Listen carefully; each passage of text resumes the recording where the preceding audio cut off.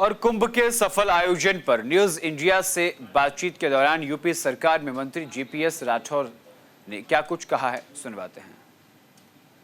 दुनिया में इतिहास रचकर महाकुंभ 2025 अब समाप्त हो गया है।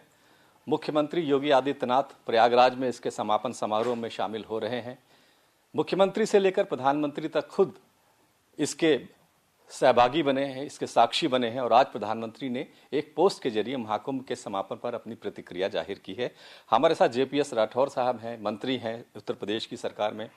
राठौर साहब, सबसे बड़ी बात यह है कि 64 करोड़ 60 लाख के आसपास 2024 में मतदान हुआ था लोकसभा में, और यहाँ पर जो आंकड़ा अभी तक निकल कर आया है वो 66 करोड़ 30 लाख से अधिक है।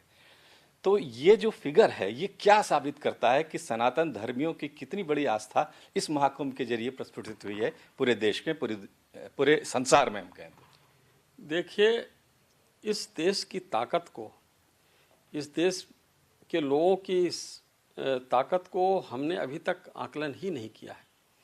इस देश में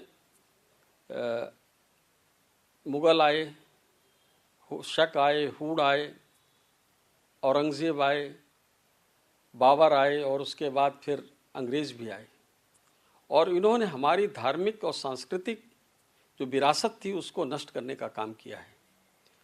बहुत सालों बाद इतिहास फिर से दोहरा रहा है, जब हजारों साल पहले जो हमारी सभ्यता, संस्कृति और धार्मिक आस्था रही है उसके पुनर्जागरण का समय आया है, और वो प्रस्फुटित हुई है इस महाकुंभ के माध्यम से, जहां पर 66 करोड़ से ज़्यादा श्रद्धालु और धार्मिक आस्था रखने वाले लोग आए हैं।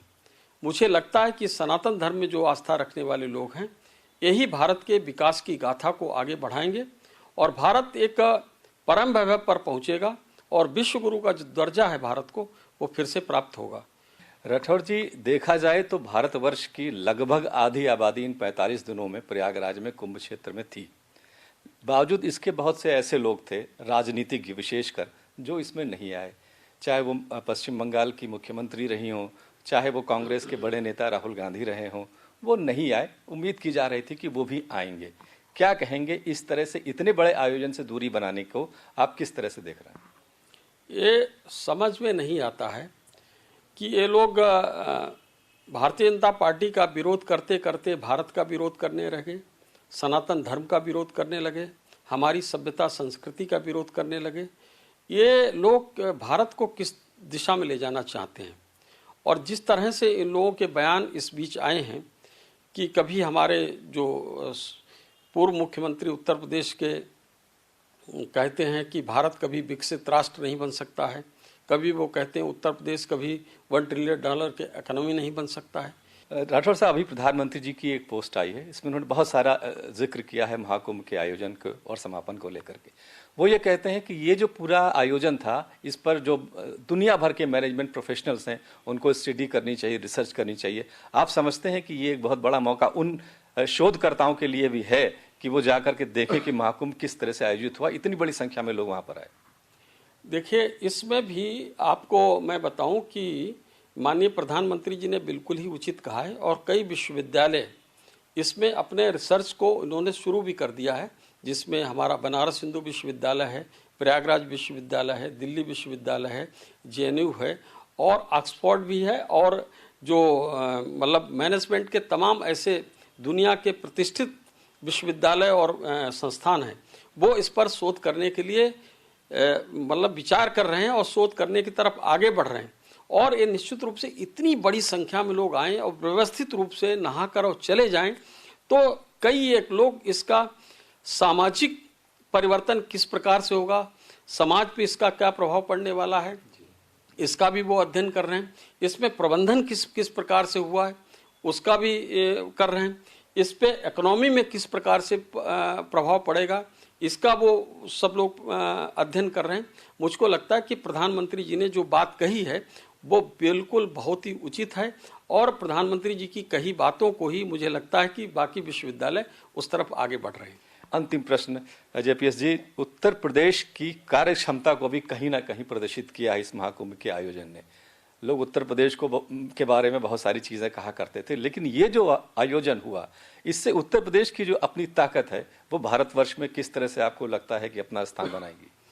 देखिए 2017 में जब से उत्तर प्रदेश में भारतीय जनता पार्टी की सरकार बनी है और माननीय मुख्यमंत्री योगी आदित्यनाथ जी बने हैं, तब से उत्तर प्रदेश ने अपनी क्षमताओं को अलग अलग समय पर दिखाने का मतलब प्रदर्शित किया है। और आपको याद होगा कि किस तरीके से उत्तर प्रदेश को एक 2017 से पहले बीमारू राज्य कहा जाता था और उत्तर प्रदेश की गिनती देश के सबसे निचले प्रदेशों में गिनी जाती थी। आज उत्तर प्रदेश देश के अग्रणी राज्यों में आ गया है और अचीवर स्टेट बन गया है। ऐसी स्थिति पैदा कैसे कैसे हुई, उसको अगर बैकग्राउंड में जाएं तो यहाँ पर धीरे धीरे लॉ एंड ऑर्डर को ठीक करने का काम हुआ है। दूसरी तरफ ग्लोबल इन्वेस्टर्स समिट जो हुई हैं कई, उससे भी उत्तर प्रदेश के बारे में लोगों की धारणा बदली है। धन्यवाद। तो जेपीएस राठौर, यूपी सरकार के मंत्री, इसमें कोई शक नहीं है कि इस महाकुंभ के सफल आयोजन ने जहां उत्तर प्रदेश की कार्यक्षमता को प्रदर्शित किया है, वहीं सनातन धर्मियों की अपने धर्म के प्रति आस्था को भी जाहिर किया है, स्पष्ट किया है। प्रधानमंत्री का जो ये कहना है कि मैनेजमेंट प्रोफेशनल के लिए एक स्टडी और शोध का विषय है, ये बिल्कुल सही बात है और तमाम दुनिया के प्रोफेशनल्स ने इस पर अपना शोध आरंभ भी कर दिया है। कैमरा पर्सन हरिराम के साथ विवेक तिवारी, न्यूज़ इंडिया, लखनऊ।